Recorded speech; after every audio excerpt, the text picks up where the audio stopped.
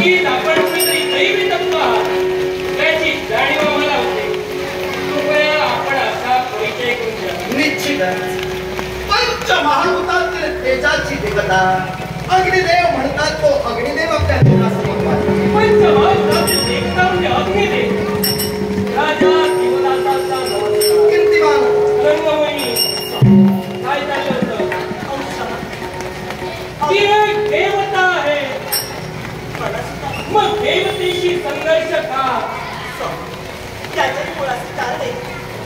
अग्निदेव आपल्या हिंदूच्या विवाहाचा त्याग करून या काशीचा त्याग करून निघाले होते.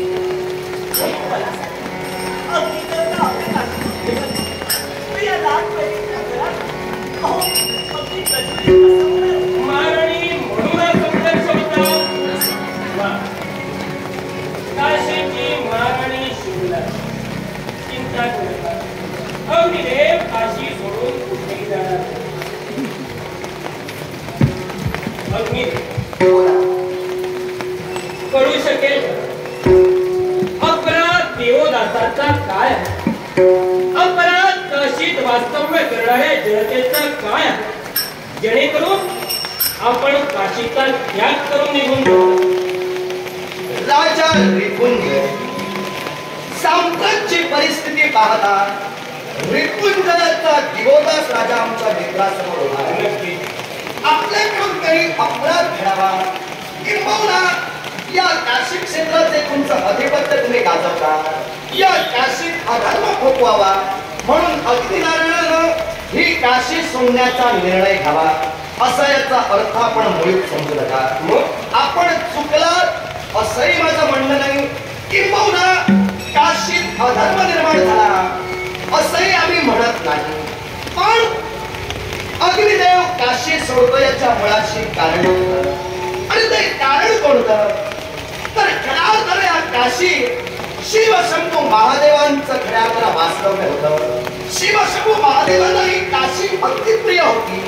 आता ही शिवशंभू महादेवांना अगदी प्रिय असणारी काशी देवतांकडूनच राजे रिपुंजय आपल्याला मिळाली. देवतांची संपत्ती देवतांचं धन आपल्याला मिळालं म्हणून दिवोदास म्हणून दिवोदास या संस्थेला तुम्ही पात्र ठरला.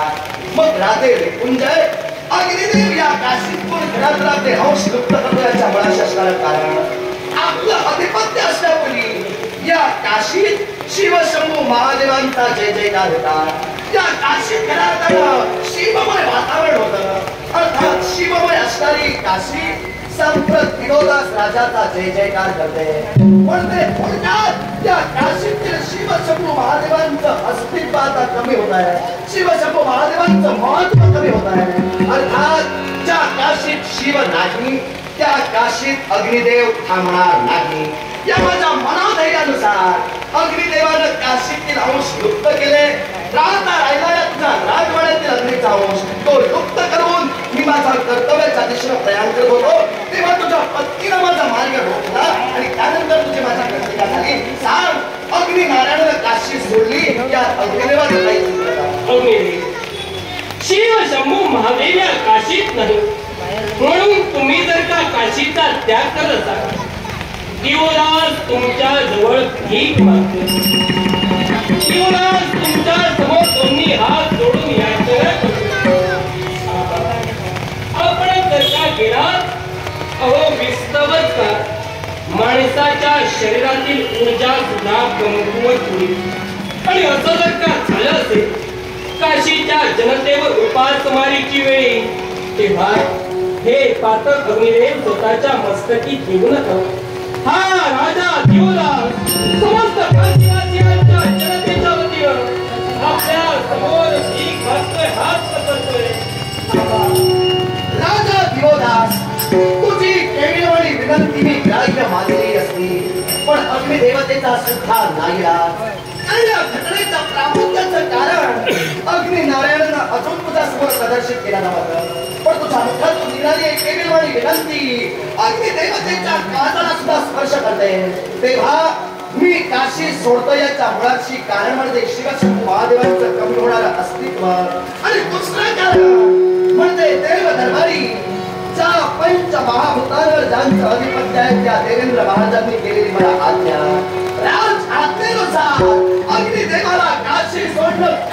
मागताय तेव्हा ही तुझी विनंती मी कार्य मानू शकत नाही.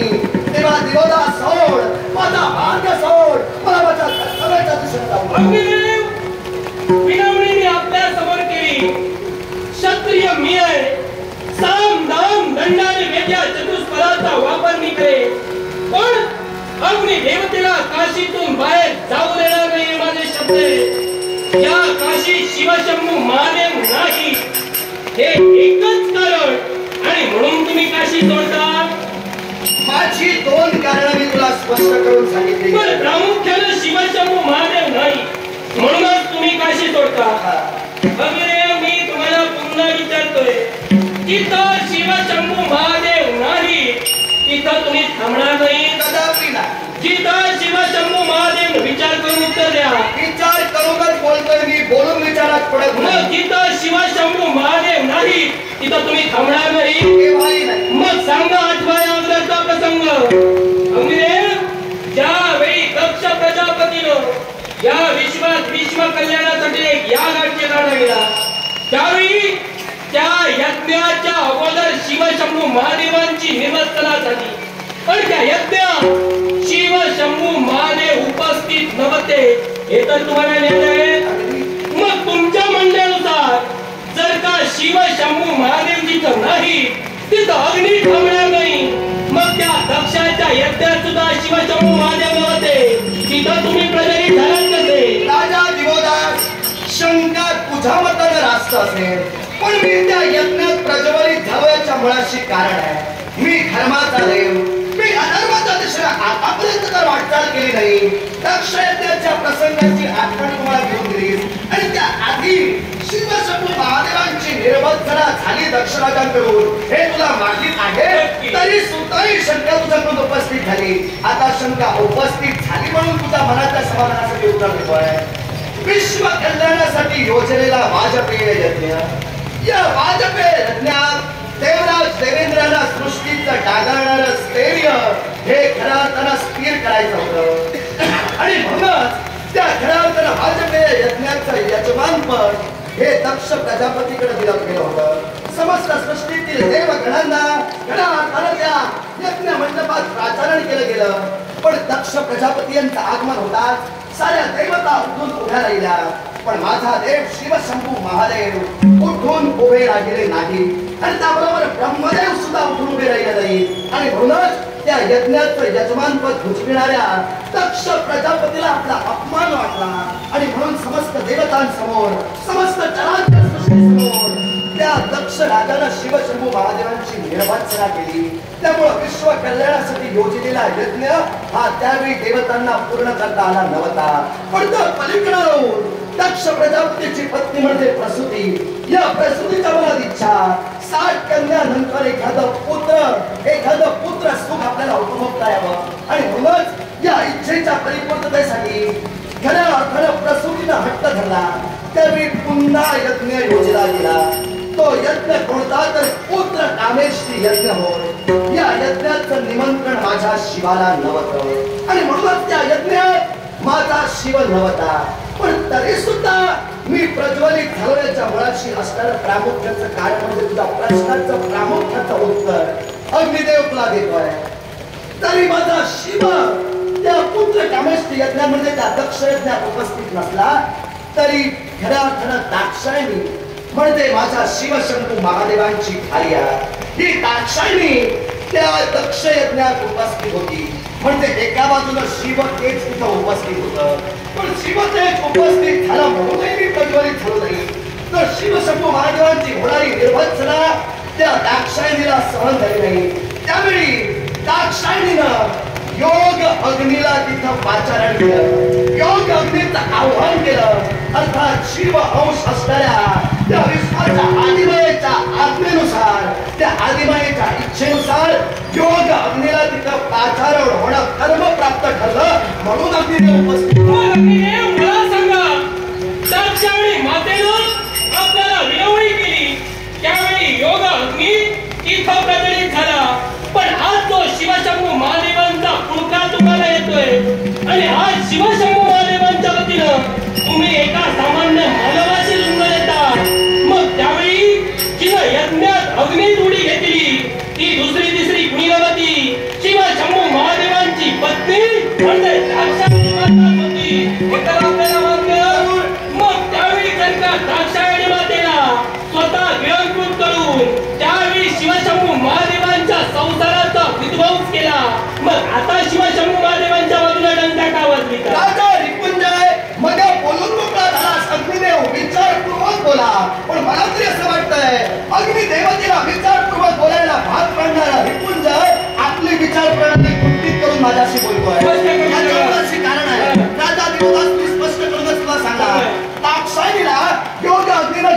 केलं त्यावेळी दाक्षायणीचा देह या योगाग्नीला जाळला हे तुला माहित आहे, पण त्यापुढे काय घडलं हे तुला माहित नाही. या विश्वात मुळातच माझं नाव शैयू अग्नी, तुला माहित असेल.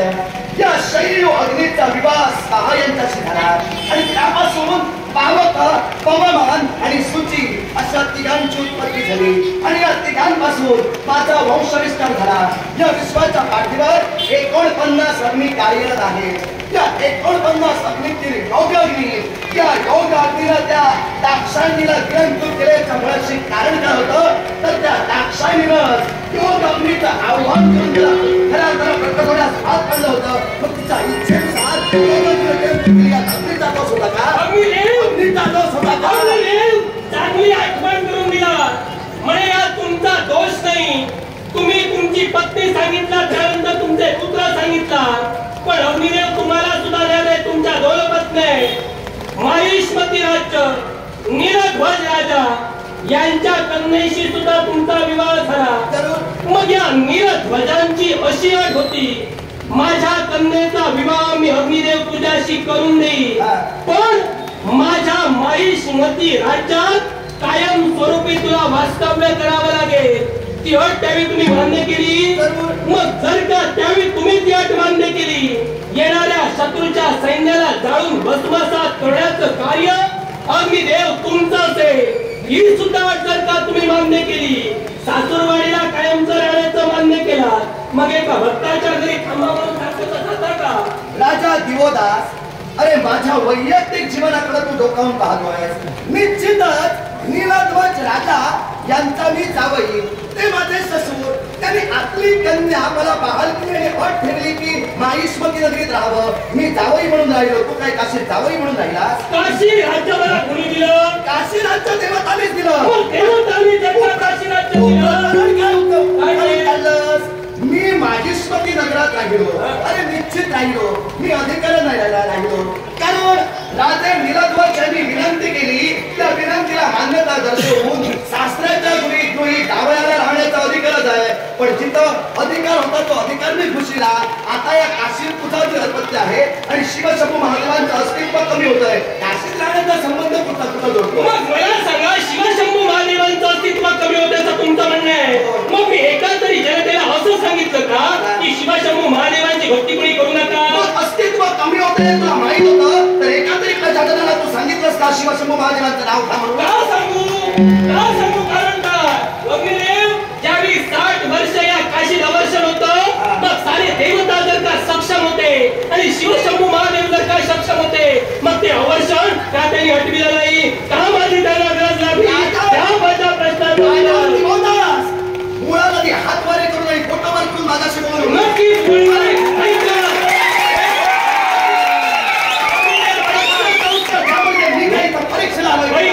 मी ठोंब्यासारखा उभा राहून फक्त वक्ता म्हणून बोलणारा नव्हे. मी जसा बोलतो माझे अभिनय सुद्धा तसेच असतात, लक्षात ठेवा. तुझा अभिनय कौशल्य जर जास्त तू वाढवत राहिलास तर मला माझ्या कर्तव्यापासून वंचित करशील. मी काशी होत राहील तुझं अभिनय कौशल्य बघत, आणि माझं कर्तव्य आहे काशी सोडणं ते बाजूला आहे. माझं ब्रीड आहे, काशी ठेवणं हेच माझं ब्रीड आहे. तुमचं ब्रीड काय ते तुम्ही ठरवा, मला तुम्हाला काशीत ठेवायचं.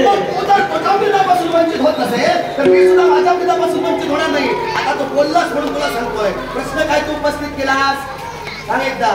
या काशीत जर का देवतांना, नक्की या काशीत जर का साऱ्या देवतांना आणि शिवशंभू महादेवांना हे 60 वर्ष झालेलं अवर्षण, हे अवर्षण होऊन काढण्याची ताकद होती, तर माझी गरज त्याला का लागली? हा मारे करूनच सांगते, उत्तर द्या. याच्या मुळाशी कारण आहे. तू जसा स्वरात उन्मादी स्वरात जसा प्रश्न केलास ना, तसंच तुला तुझ्या स्वरात उत्तर देतो. उन्मादी स्वरात त्या चालेल आम्हाला सवय. ऐक, राजा रिपुंजय काशीत शिवशंभू महादेव असताना सुद्धा अवर्षण पडलं. ते अवर्षण देवतातील कोणताही घटक दूर करू शकला नाही. तेव्हा देवतांना तुझ्याकडे यावं लागलं आणि तुझ्याकडून अवर्षण दूर झालं. हे वास्तव सत्य देवतातील घटक अग्निदेव मान्यच करून चालेल. पण या विश्वात नियती ही एक स्त्री आहे. नियती स्त्री जरी असली तरी तिच्यावर प्राकृत स्वरूपात वावरणाऱ्या परमेश्वराचं आधिपत्य आहे. तेव्हा या प्राकृत स्वरूपात वावरणाऱ्या परमेश्वरानं नियतीरूपी स्त्रीला वचन दिलेलं आहे की मी तुझ्या कोणत्याही कार्यात हस्तक्षेप करणार नाही. काशीत ते अवर्षण निर्माण झालं होतं. ते अवर्षण देवतान वाचून एका पुण्यवंत राजानं, एका पुण्यवंत व्यक्तीनं जर आपलं पुण्य खर्ची घातलं तरच ते दूर होणार होतं. अर्थात तू धर्मानं वागलास, तू पुण्यवंत होतास हे मी मान्यच करतोय. तू तुझं पुण्य खर्ची घातलं म्हणून ही काशीतील अवर्षण दूर झालं. आणि म्हणून याचा अर्थ असा समजू नकोस राजकर्त्याकडून खऱ्या अर्थानं काशीतील अवर्षण दूर होणं हा विधी संकेत होता, नियतीचा न्याय होता, त्यानुसार घडलं. मग आणि देवतां वाचून देवतांकडून जर अवर्षण दूर होणार होतं तर तुझ्याकडे देवता आले नसते. आमचं आम्हीच बरोबर. मग अग्निदेव मला सांगा, जर का या साऱ्याला तुम्ही नियतीचं नाव देता, अवर्षण पडलं म्हणे नियतीनुसार पडलं, मला माझी निवड केली ही सुद्धा नियतीनंच केली, मग हे सारं नियतीच्या नावावर खपविता, मग शिवशंभू महादेवांचं अस्तित्व काशीतून लुप्त झालं, याला तुमची नियती का जोडत नाही? मी कुठं नियती जोडत नाही असा त्याचा मग याचा आरोप मी काय म्हणालो? शिवशंभू महादेवांनी काशी सोडली, ती राजा दिवोदास तुझ्यामुळे सोडली, तू भाग पडला तसं मी बोललोच नाही.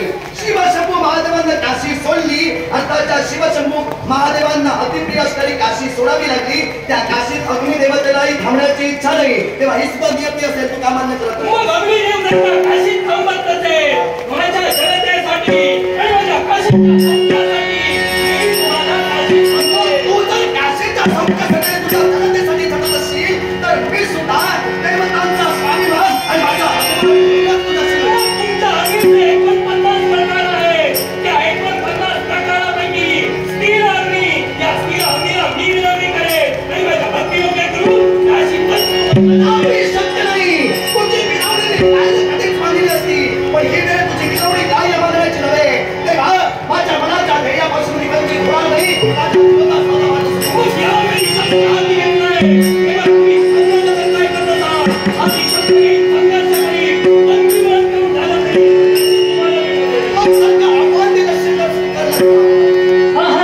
कशासाठी येऊ देवा तुझ्या मंदिरात, कशासाठी येऊ देवा तुझ्या मंदिरात, मूर्ती तुझी असते माझा, मूर्ती तुझी असते माझा नित्य अंतरात, कशासाठी येऊ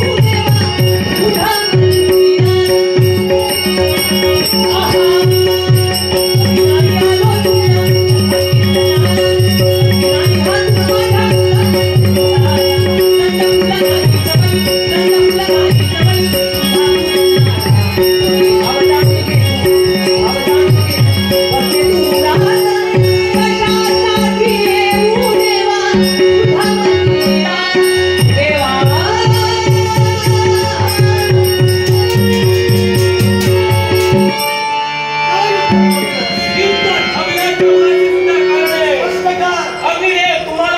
तुझ्या काशीवर उपासमारीची वेळी हा तुमचा निव्वळ गैरसमज आहे. तुम्हाला काशीतून जायचंय, तुम्हाला काशीतून जायचंय, जाऊ शकता. चला अग्निदेव, तुम्ही आणि तुमच्या सहित तुमच्या समवेत इच्छुक असणाऱ्या येण्यासाठी साऱ्या देवता काशीतून तोड शब्दांना लगाम घाले का देवतेसमोर बोलतोयस? काशीत थांबण्याची इच्छा मला कधीच नव्हती. शिवशंभू महादेवांचं अस्तित्व तिथं कमी झालं, त्या काशीत मी थांबणार नाही. पण जाता जाता तुला सांगतोय, वाद माझा व्यक्तीशी नव्हता, तत्वाशी होता. अर्थात राजा दिवोदास तोंड काळं करायला सतत तुझ्या मुखातून बाहेर पडले. भले यात सुद्धा माझा वाद असेल, भलेही तुझा मताचा वाद असेल, पण उद्या जगाच्या संबंधात माझ्या शब्दांत